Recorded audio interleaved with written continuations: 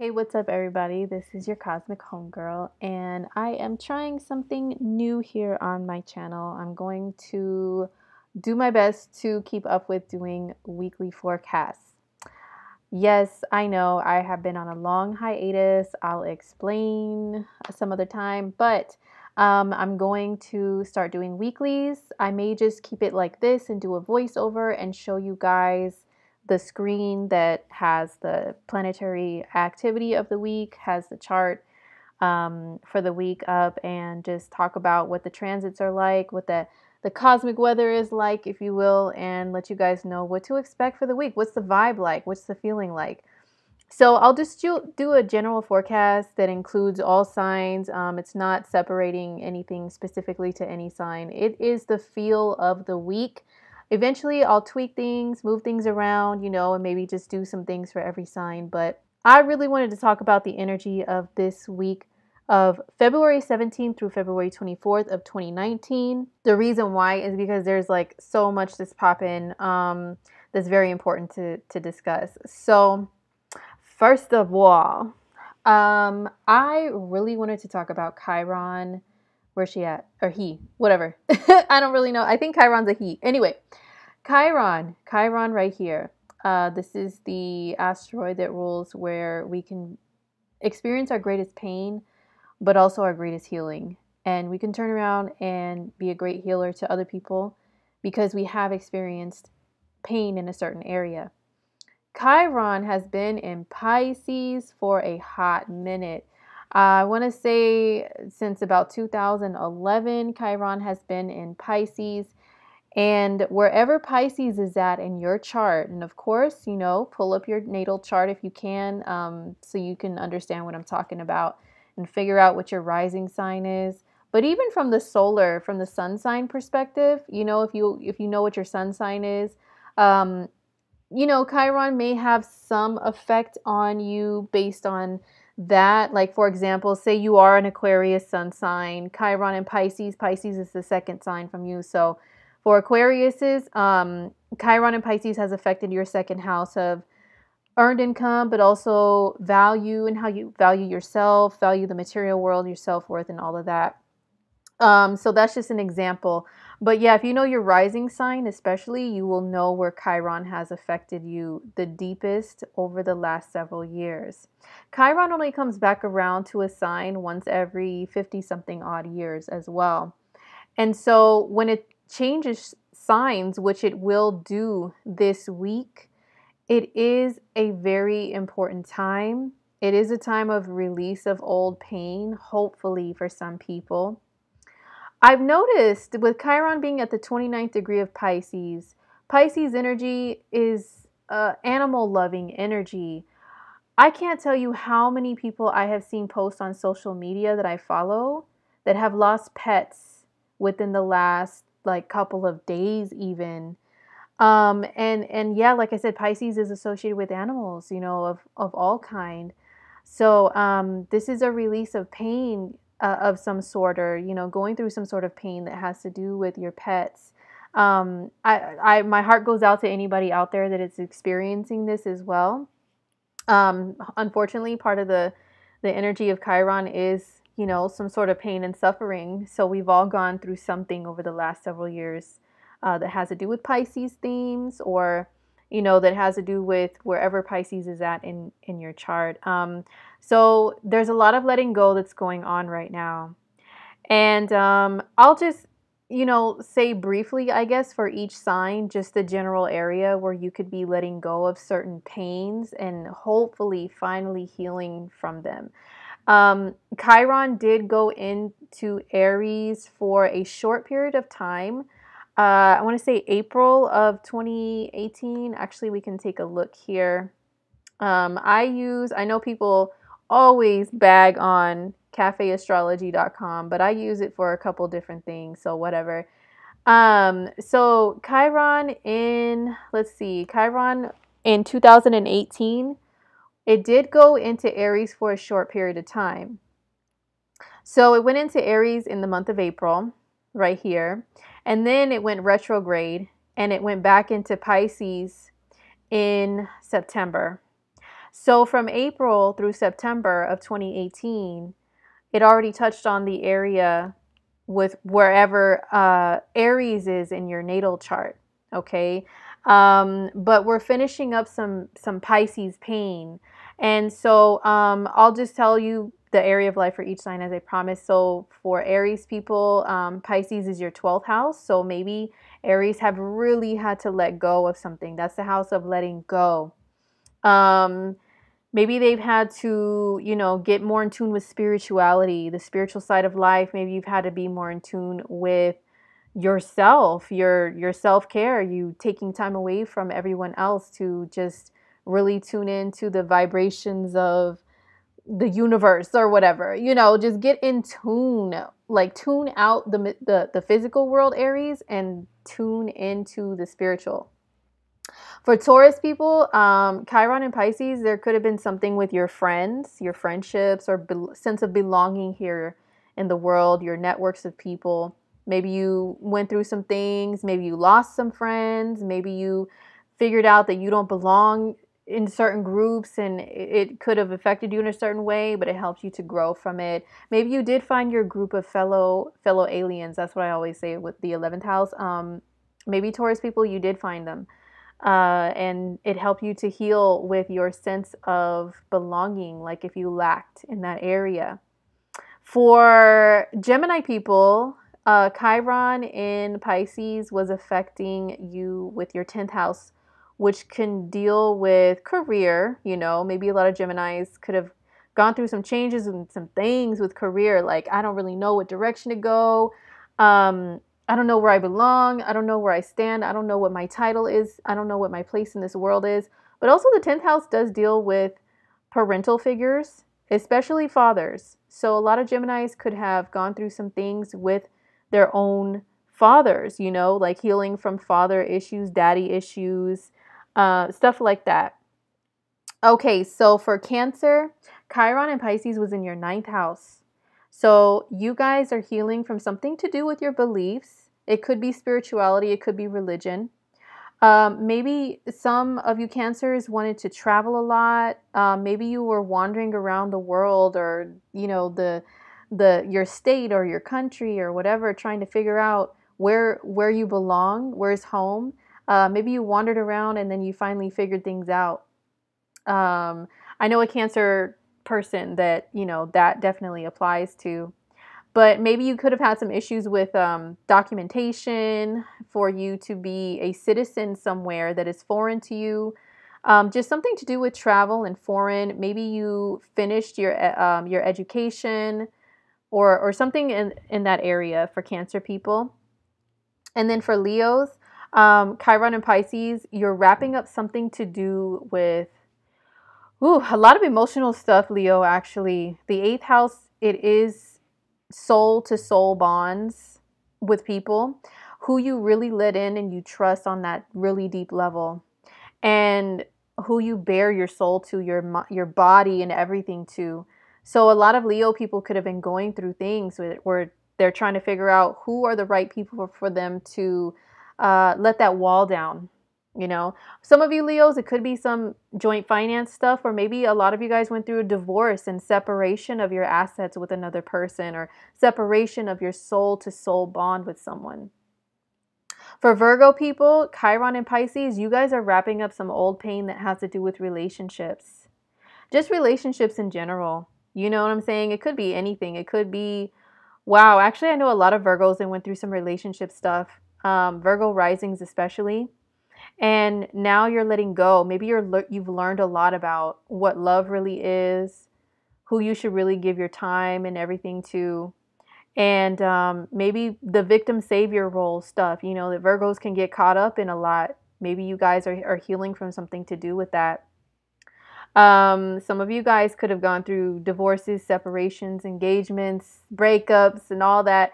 Actually, good news is I know a Virgo rising that went through a lot during this Chiron transit with their significant other. And now at this 29th final degree, they proposed to their lady. Okay, so they're going to get married and I'm super happy for them. So, that could be a happy ending to this sometimes painful type of a transit. So for Libras, if you're a Libra, Chiron and Pisces, you're wrapping up something to do with jobs. Maybe Libras have gone through like what kind of job they really belong in. Something to do with your health too, Libras. Maybe you guys have gone through a lot of health issues over the last several years, battling it out with your health and your diet. Maybe if it's not a major health issue, maybe it's just like figuring out what works best for you to be healthy and to be in a routine of taking care of yourself. And so, this is like a finalization of figuring some things out and letting some old patterns and behaviors go. So for Scorpio, Chiron and Pisces, what you're healing from and releasing is fifth house stuff, which is some pain regarding maybe your children if you have children. Also, I'm finding self-esteem issues with romance. I'm a Scorpio rising, as a lot of you guys know. So I can tell you firsthand, this has had to do with the area of romance big time. And yes, the self-esteem and the confidence in yourself. I had a lot of issues with all of the above over the last several years during this time. I had a relationship to where the romance languages that were spoken were totally different and could not come to a common ground. And I felt like I had to suppress down my true romantic nature, my true expression of my heart, which is the fifth house. So I had to put all kinds of fifth house things like down. And then they finally started coming up to the surface with this 29th degree of, Chiron and Pisces, especially when it retrograded back in September of 2018. That's when it really flared up again. Like, like I really realized I am a very romantic person. I have a lot of things I want to express and I feel blocked. The situation I'm in blocks me from it. So I had to let it go. And yes, indeed, that's what happened in September. And self-esteem started coming back. I can go on about it, but I'm not here just to talk about me. I'm just letting you Scorpios know that you guys could have been going through something similar. Just expression of yourself and feeling good enough to do it without worrying about what other people think.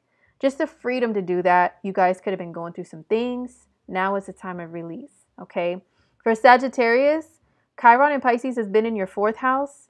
So you guys are finalizing something, wrapping up some old wound that has to do with your early childhood, that has to do with maybe your mother, your family, your roots, discovering your roots. A lot of people over the last several years have started doing those DNA ancestry tests. And, I'm pretty sure a lot of them have been Sag. I mean, I'm sure there's some of every freaking sign that's been doing them. Hello. Yes. But I'm sure a lot of Sagittarians have been deeply affected by discovering their roots. Maybe it was an emotional thing for them.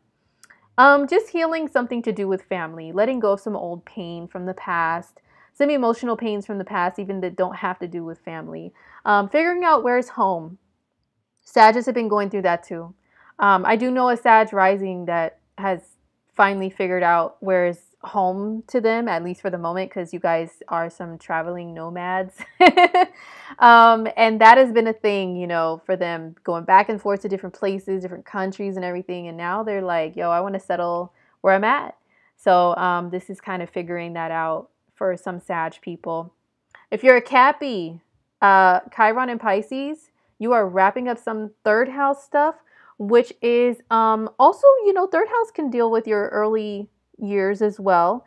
Your early years in your neighborhood, in your school, with your friends, your relationship with your siblings. Maybe some of you guys have had like tumultuous relationships with your siblings, and this brought something up, or like from the past for you to heal from, or maybe over the last several years with Chiron here in Pisces, you guys have actually experienced some sibling relationships that really needed to be healed, because they were like damaged in some sort of way. But now it's the time, So it's not just siblings though. It's like if you have any other relatives, like cousins. Sometimes we see aunts and uncles, in this position too. just healing those type of relationships with people. And yeah, something from your early years or something to do with the way that you speak or communicate. If you have any issues with that, it's wrapping something up with that. So if you're an Aquarius, I mentioned it earlier, but just to keep going in the sign order, Chiron and Pisces, you guys are wrapping up something to do with money and the way that you value things in the world and the way you value yourself. I do know an Aquarius rising that went through some things during this transit. Like they went to some classes even to help them with money management and being able to figure out better ways to budget things and, to get out of debt. They had to go through a bankruptcy. Like they went through a lot financially. So there's probably a lot of other Aquariuses. I think I know another Aquarius rising that went through bankruptcy. Oh, and I know an Aquarius moon too. Yeah. So some of you guys really suffered in the financial area, Aquariuses, but you've maybe hopefully cleared it up or figured out a way that you can clear it up. Also valuing yourself. Maybe you guys gave your self-worth away too much, and now you figured out how to no longer do that and to really look out for yourself a little bit better and put more boundaries up with your time, your energy, your efforts, your money that you give to people and all of that. And then finally, if you're a Pisces, Chiron and Pisces, you guys are wrapping up just anything to do with pain. Pisces is notorious for being a sign that is associated with victimhood. Victimization and victimhood, just kind of waving the victim flag around a lot. So you guys could have been victimized though. This is an asteroid that can sometimes have an influence of pain, being inflicted upon you in some sort of way. So you guys are trying to heal from something. And yeah, letting go of being an eternal victim. I do know a Pisces that is definitely working on that, being more self-sufficient, taking care of themselves, not wearing a badge of victim, in order to get attention anymore. So a lot of Pisces could be going through that. Some of you guys have been working on your physical selves. I know a Pisces sun, Chiron transiting the sun, they've gotten into fitness and exercise, just really getting their health to where they feel good and they feel like they look good. The first house, your sign, can deal with your appearance too. So working on your appearance. I'm a Pisces moon, and yeah, I figured out, some better ways to, get my appearance to what I want it to be as well, and being satisfied with that too. Definitely feeling that on this day of the last degree, just being content with the way that I look and not feeling insecure, So that's Chiron and Pisces. Yeah, we are at this very last degree, February 17th. And then it's going to shift into Aries. So let's talk about February 18th and 19th. There's just so much popping, you guys. So February 18th, Chiron goes into Aries. I'm going to try to do a separate video talking about this more in detail. I do have a lot of things, other work to do, so hopefully I can squeeze in some time. And I'm thinking about doing offering a special reading for Chiron and Aries, because Chiron is going to be in Aries until, let's see, I have my little notes here. Chiron is going to be in Aries until 2027. Yeah, 2027. So it's a very long transit. So I think I will come up with some sort of special reading offered to show you guys how it's going to affect you personally, where not only is it going to affect your sun sign or rising, but is it going to angle certain planets in your own natal chart during certain years, certain time periods, and what is that going to mean for you? So just stay tuned for that. My website is going to be in the description box if you want to keep a lookout for that on my specials page. But anyway, Chiron moves into Aries. So our shift of where we're going to focus on healing from. And yeah, we can have, maybe some episodes of suffering in this area too. I'm not going to lie. I keep it real. Wherever Aries is at in your chart, that's where it's going to be aimed at. That's where the focus is going to be. So I will do something separate once again to focus in on that. But it does shift on February 18th. I'm going to say in like the wee hours of the morning though. Because I even looked at like 12:30 a.m., Pacific time, and it was already in the sign of Aries. Um, so yeah, that's when it shifts, is on the 18th. So also on the 18th of February, we have the sun shifting into Pisces. So we're leaving Aquarius season behind as far as the sun, at least. And the sun is going to shift into Pisces. Here, let's move the hours up. There we go. So yeah, the sun in Pisces, it's going to be there until March 20th. So from February 18th to March 20th, we have the sun in Pisces. So we've got that Pisces influence. Yes, joining Mercury, joining Neptune, all here. Same day that, Chiron leaves that sign. But we're going to have a Pisces stellium for quite a minute, because Mercury is actually going to go into retrograde, which I'll talk about at a later date, in the sign of Pisces too. But the sun here is going to illuminate all things Pisces. So bring on the mermaids and the unicorns and people talking about music and fantasy and art and movies. Oh my gosh, I love it. It just tickles my little Pisces moon to be in Pisces season. The ocean, the water, like all those themes are going to come up. But also, yes, the whole victim savior thing. Oh, save me. You guys remember that E40 song, Captain Save Us?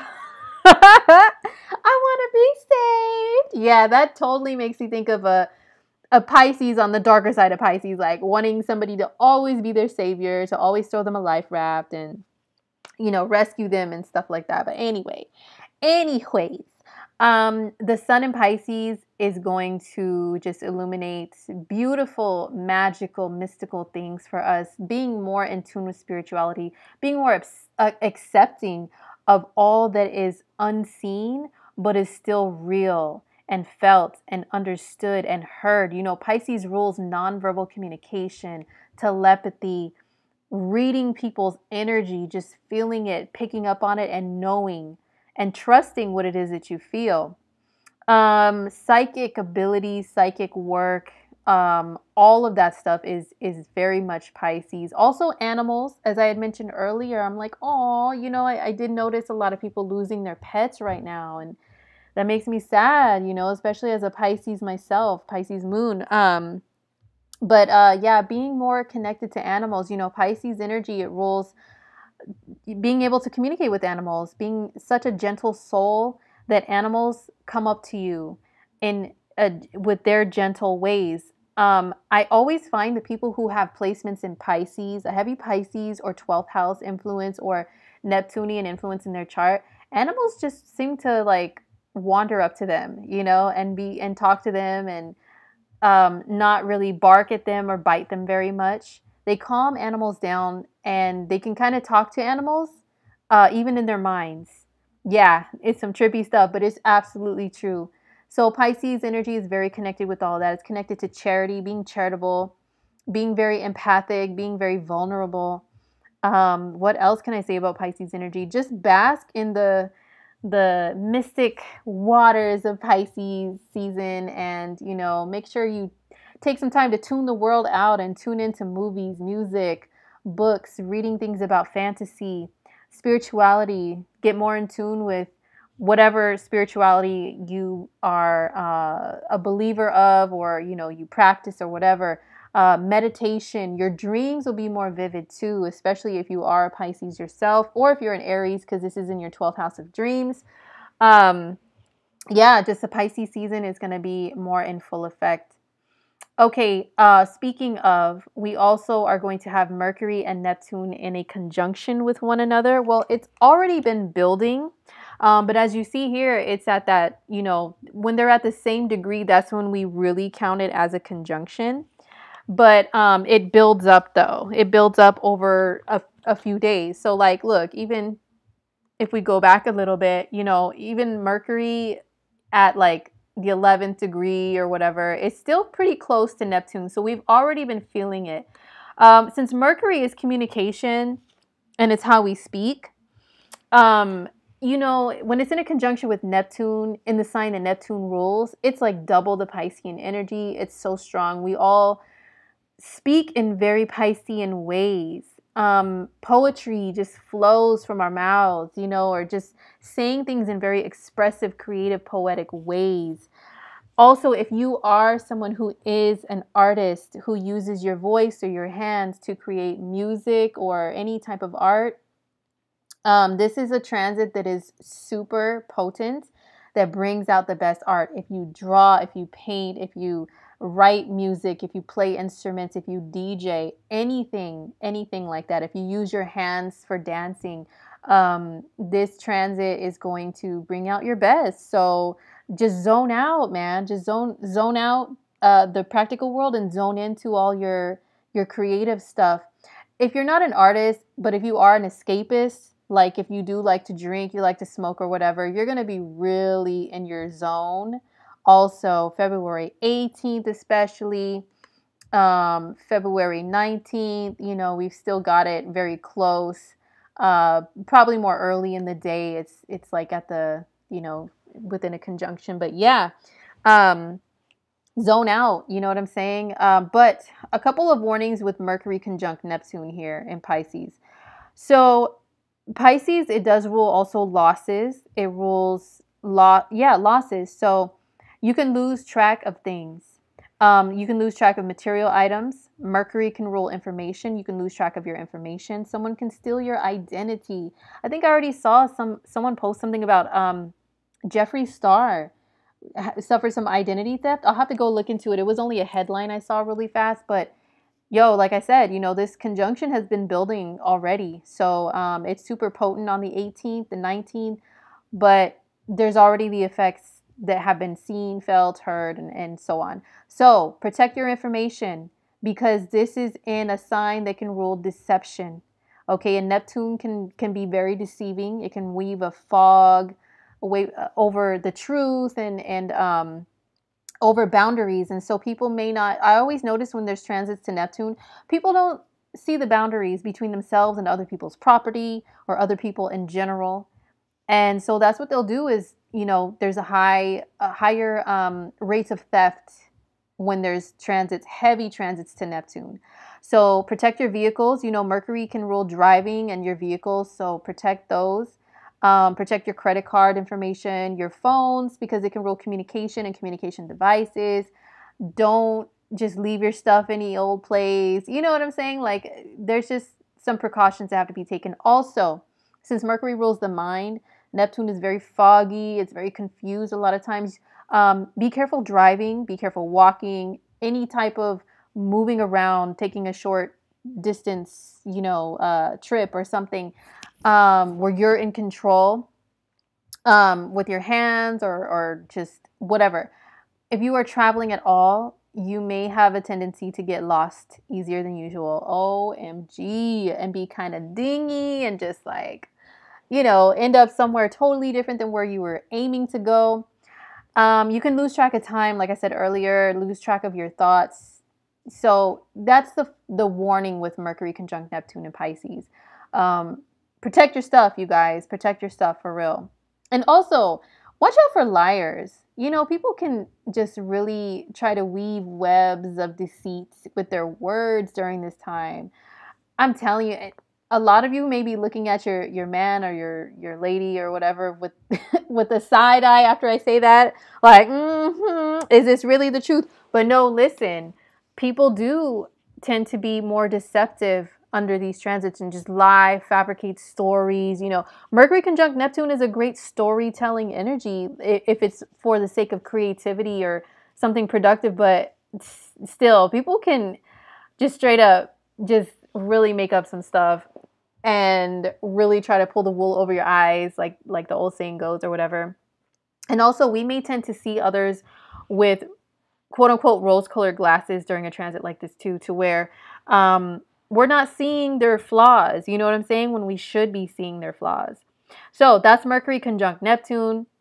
It is super strong on the 18th. Let's see. I'm just moving the time ahead here on the 18th. So, yeah, I'm going to say the 18th, super late at night if you're on the West Coast, or the 19th early in the morning if you're on anywhere east, in the US or in Eastern countries. It's going to be February the 19th.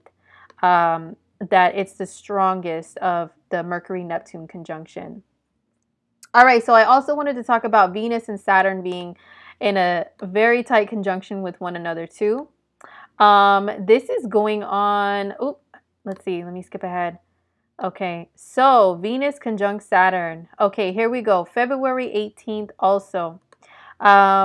This is popping off. Okay, so like looks like early in the morning if you're like on the west coast of the US, but anything east of that is going to be like, further in the day, but pretty much throughout the day though. And this has already been building up. Like I explained before, even when it's like a couple degrees back, we still feel the influence. But once it gets to the exact degree of, these two planets being at the same degree, that's when it's the strongest and we feel it the most potent.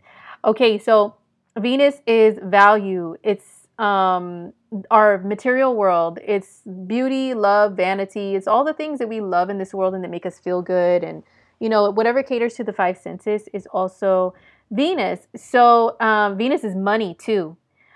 Okay, so Saturn is about the long term. This is old man Saturn. He doesn't play around. He's all about investing and what are you going to do for me and how is this going to benefit me. That's questions that Saturn may ask. Saturn is about permanence, is about things being solid and anchored down. So some people, okay, so let me cover love first, because a lot of people always want to know about love and soulmates and twin flames and all that, right? Okay, so Venus conjunct Saturn when it comes to love. Some people may actually, on a positive note, decide to make things exclusive, get engaged, propose, say, hey, you want to, what's up with me and you? Or are we going to do this or what? Are we going to make this thing a thing or what? So people can be doing that around or on this day and just staking their claim, or wanting to invest in somebody. Wanting to make somebody theirs for the long run. Or you can be inspecting and really thinking about your relationships with people and their value, the value of that relationship. How does it benefit you? And yeah, will this person stick around in the long run, or are they just there as a fly by night thing or whatever, So people could be really thinking about that. And also some people may feel a little blocked or a little stuck when it comes to their relationships. They may think, oh, wow, if they're going through some things, they may think it's so hard, it's so difficult, and I don't know, I can't see a way out, and I don't know what to do, and I feel stuck. I feel like if I leave, it's all bad. If I stay, it's all bad. But listen, Venus is going to conjunct Saturn will help you with some realizations with things. And once she passes Saturn, the realizations will become more clear. And I bet especially after the full moon in Virgo too, which we'll talk about in a minute, some things will be more clear. But Venus conjunct Saturn though, yeah, it's permanence, or it's asking questions and maybe uprooting things that are not benefiting you and just tossing them. Saturn can give it and Saturn can take it away. But when Saturn take it away, Papa Saturn, he knows what's best for you. So it is like a pops, like if you get grounded from something and it's confiscated from you and taken away, well, maybe it is something that you'll kick and scream and cry about, but it was for your own good because it's not good for you, being grounded for a certain reason to teach you a lesson, which you don't really like, but later on you'll appreciate that lesson. You'll learn from it. That's kind of how Saturn can act. So he's going to act like that when it comes to love, relationships, and also money. People will be looking into long-term investments. Maybe people might be a little stingier with money or and like, nah, I can't really go out because, I got to conserve my money. I'm trying to save for this, save for that. Some people could be more like, they're shopping for something, but it's something that is of great value to them, that's going to have, it's a great investment. like maybe shopping for some equipment for something that they can do that'll keep generating money back to them. Or, you know, even if it is like a bag or a piece of jewelry or something, it's like, no, it has to be top-notch quality. And is it going to depreciate over time? And if it is, I don't want it. You know, some people could be acting like that when it comes to their material things, their material world, their money. Some people can feel stuck with money and feel like they're not earning money well enough or enough of it right now, and just, you know, it's easy to get caught up in like a Debbie Downer type of an attitude with money with this type of transit, to be honest. Saturn can dry up whatever it touches. It can dry up Venusian things for some people to where they just feel like, you know, like even with beauty and vanity, some women, especially because Venus can rule women and feminine beings, you know, you can maybe feel not your best on this day, and feel like, oh my gosh, you know, just pick at yourself like, oh, you know, I'm not good enough. Saturn is an energy that can make you feel not good enough a lot of times because it wants you to go after better. That's why. So don't allow yourself to get caught up in, I'm not good enough. This isn't good enough. My efforts aren't good enough. This relationship isn't good enough. Um, you know, just try to have a different attitude with looking at what isn't working and how you can make it work. Come up with a plan to make things work better for you. Okay, that's the best thing to do with this transit. So, now let's talk about the full moon in Virgo. So, we have a full moon in Virgo on February the 19th. It'll be at 0 degrees of Virgo. So, I'm going to advance this ahead to that 0 degree point. So it looks like it's going to be in the morning, West Coast U.S. Pacific West Coast time. If you're in the Eastern U.S., it's in the early afternoon, late morning. If you're even more east of that, it's going to be in the afternoon, early evening that we will have this full moon in the sign of Virgo. So full moons, they involve the sun here and the moon here opposing it. Usually with full moons, the reason why they're so, like, you notice that people act different on full moons, they're more tense, is because of this opposition, right? Oppositions can be tense. Oppositions are like a fight, you know what I'm saying? So it's literally a fight between the sun and moon and the signs that they're in, and in your own natal chart, what houses they're in, what areas of life they're affecting. It's affecting one area and the opposite area at the same time. So we've got to meet in the middle. We've got to have a breaking point. We've got to have a decision that's made about something. So that's usually what happens is you go back and forth, back and forth, back and forth. You're weighing something out, and then you say, you know what? This is what I'm going to do, or you know what? This is what I'm cutting off, or this is what I'm not going to do, or whatever. And it's an emotional decision usually, which is the moon. It rules emotions. So yeah, that's the full moon in Virgo. To go through all the signs, I don't know if I have enough breath to do that. As a lot of you guys know, I post on Instagram, especially my Instagram stories. I'll do horoscopes. I even have a special highlight reel on my Instagram labeled horoscopes, where I do have horoscopes for every sign, just the general areas of life that are affected by certain transits. And I do a special post that talks in detail about full moons, new moons, and, you know, stuff like that. So make sure you guys follow me on Instagram. I am under @CosmicHomegirl. It's like easy to find me. So find me on there, and I'll post more details. I'll go through every sign. But yeah, there is a full moon in Virgo. Let's talk about it in general though, because Virgo is a sign that rules cleanliness, and you know, it's a healing energy, I would say, because it's Pisces involved too. Pisces is healing as well. It's water, it's emotional, it's wanting to heal from things emotionally. Virgo is about physical healing. You know, think of like doctors and the procedures that they need to perform in order to heal others and make them well again. It rules sickness and health. Virgo does. So being able to have the smarts to know what is going to cure sicknesses and the steps that it takes and all of that. Virgo also rules your routines. It rules the way that you take care of yourself physically.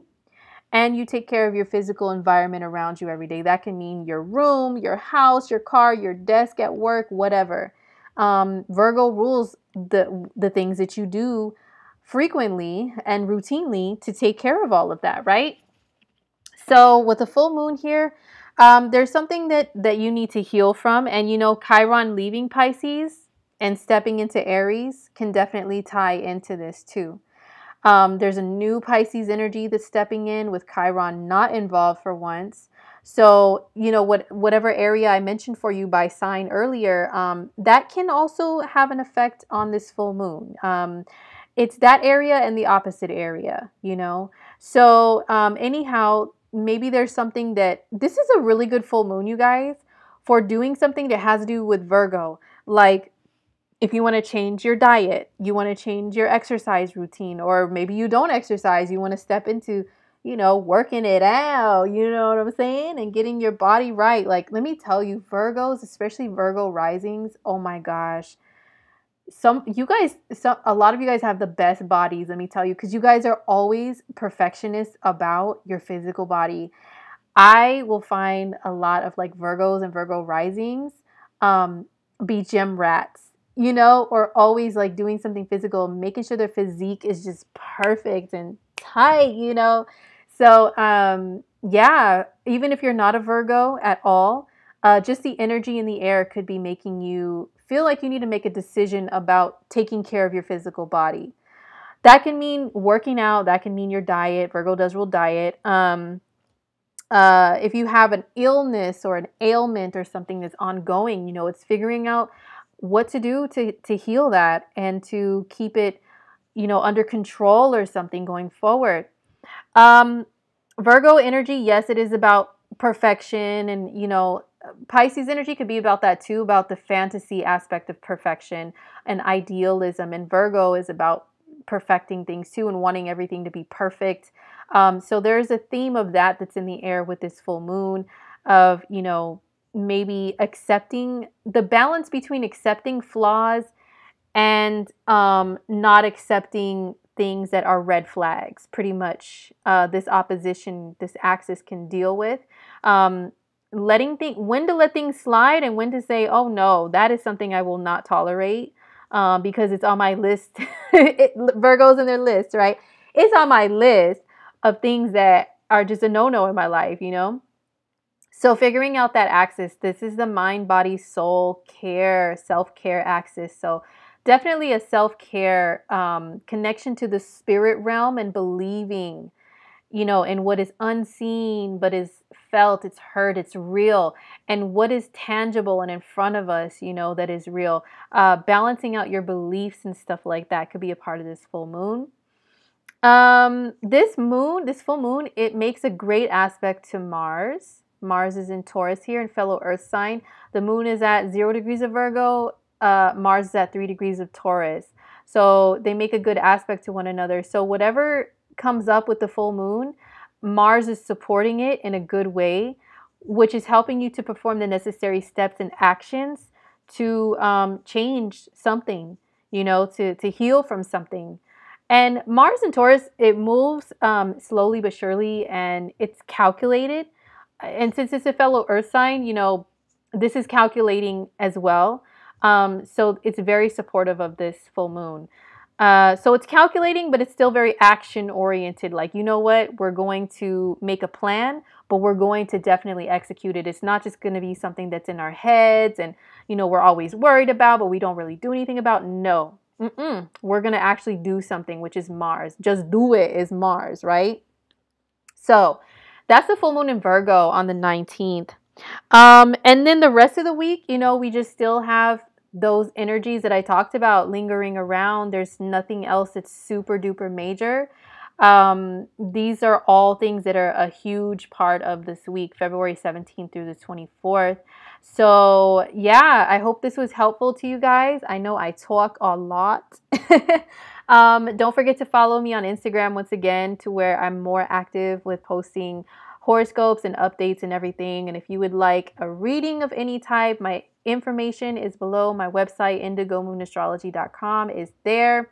I will add sometime this week a Chiron and Aries reading.